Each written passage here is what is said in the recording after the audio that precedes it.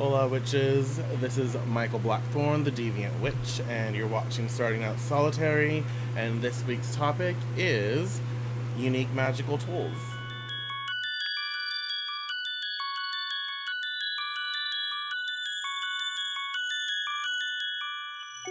Alright, so unique magical tools.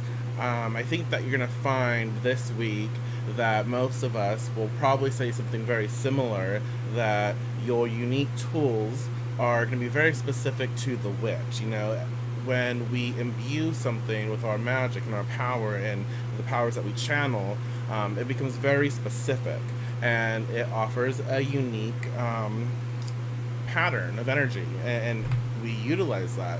So it can be something very basic. Let's say, oh, here, a Sharpie.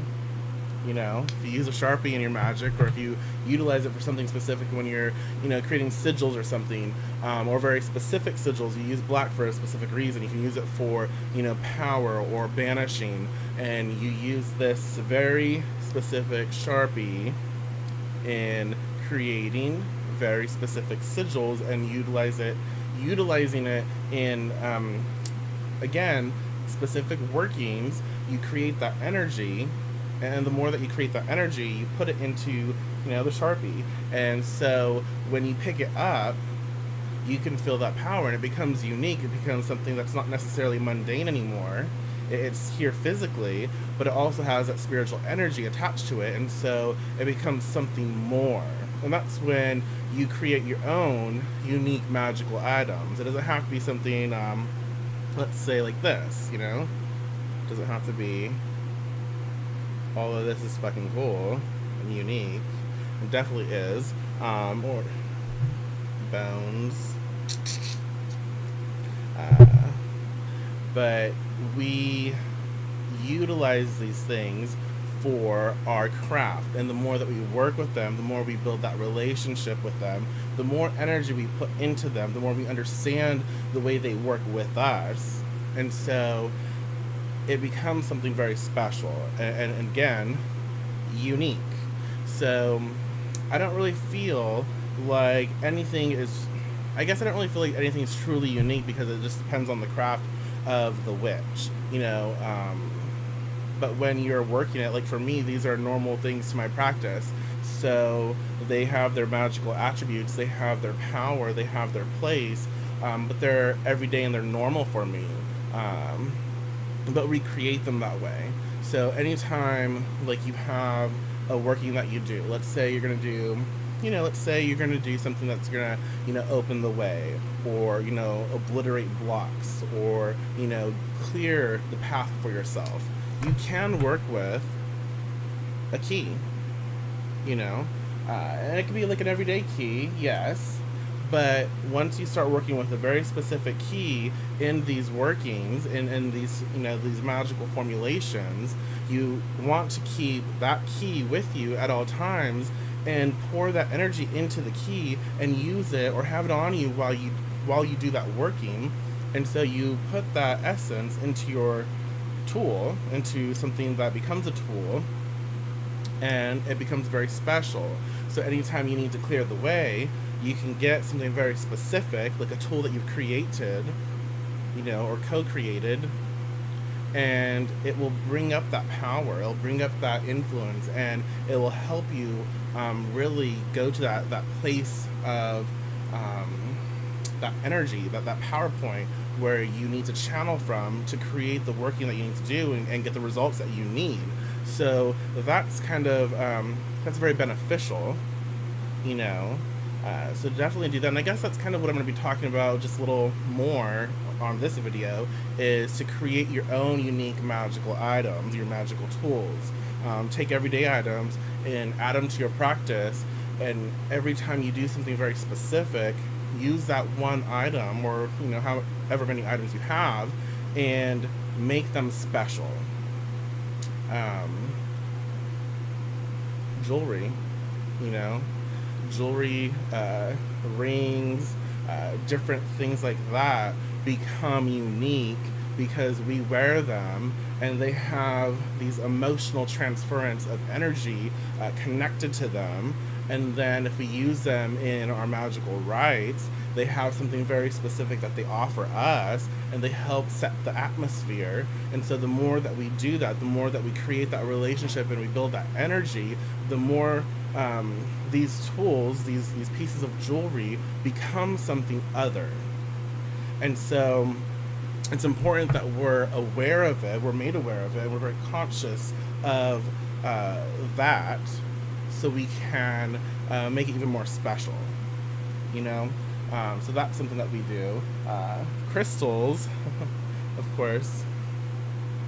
Crystals, obviously, can be crystals, and different shapes of crystals can be very unique. You know, you have that, you know, crystal skull, different things, and they offer. That's heavy. Shit. Different influences, different energies. So you can definitely take a crystal and make it something other, something more. And crystals are crystals are probably one of the more unique expressions in our craft, because each crystal has a different energy. It comes from a different place, and it's birthed into the world, and it has different patterns, and its physical nature is different. So each crystal is very unique on a very mundane level, as well as a spiritual level. So you can definitely work with those and make them your own. You know, work them in your craft. You can even take like a gift card, credit card, old credit card, and use that in specific workings. You know, you can use that to, you know, maybe clear debt. Like if you want to take a credit card, an old one, maybe, and like slice it, or put like some sort of sigil on it. That's like a banishing of debt. And so you use that to banish like financial instability, financial bullshit. Anytime that you need to, you know, bring in some good shit, some good abundance, you can use that first to banish the stagnant energy, to banish the you know, the shit that's in your way. And then you can bring in something good, bring in something, the flow of abundance and money and prosperity and such. So the more we work with a very specific item, the more it becomes unique to us.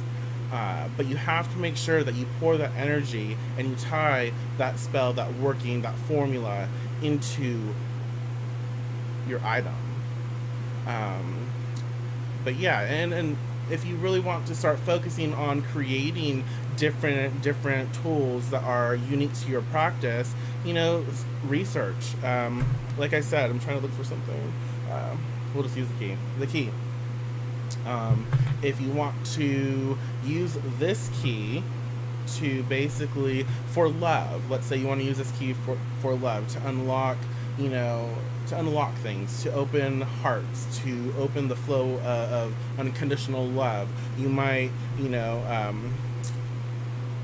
get some rose quartz, and you might do a grid with your key at the center, and you meditate, and you pour your energy, your essence into this, meditating on your focal point, on unconditional love, on opening the path to, you know, receiving love, as well as being able to give and respond to love in a very healthy manner.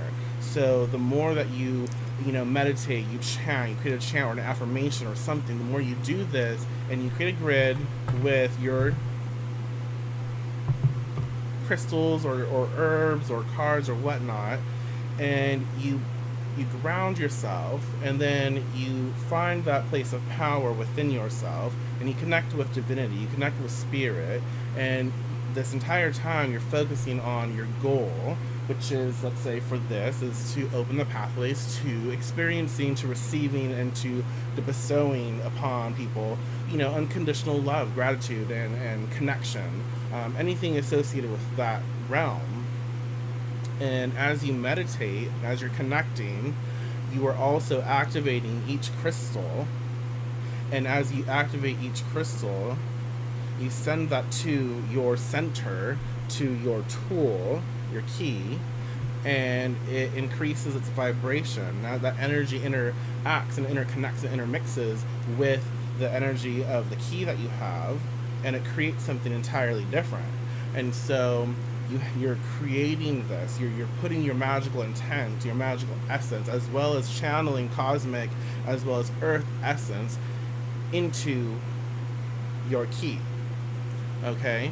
And so as you do that, just keep doing that and feel that essence pulse through you. You have to really connect with it and feel it, and again, allow yourself to really submit to the energies and allow it to flow through you, and allow it to go into your tool, into the key, and process that, allow it to charge for however long you want, and then when it's ready, take it and utilize it. Keep it on you for a few days. Once it's ready and fully charged, keep it on you, for like 3 days.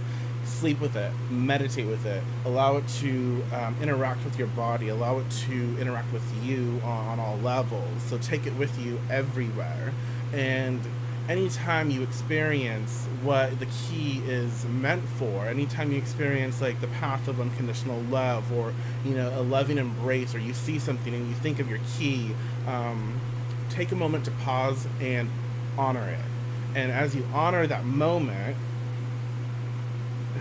touch your key or hold your key or make note and be very aware of that. So as you experience that energy in the physical world, you're also attaching it to your key, which makes it more unique, because as you experience the world around you and you see the things that this key is meant for, you add to the key these experiences, these patterns of energy that will promote and strengthen its own power. So when you are ready to use it in a very magical way, it packs a fucking punch.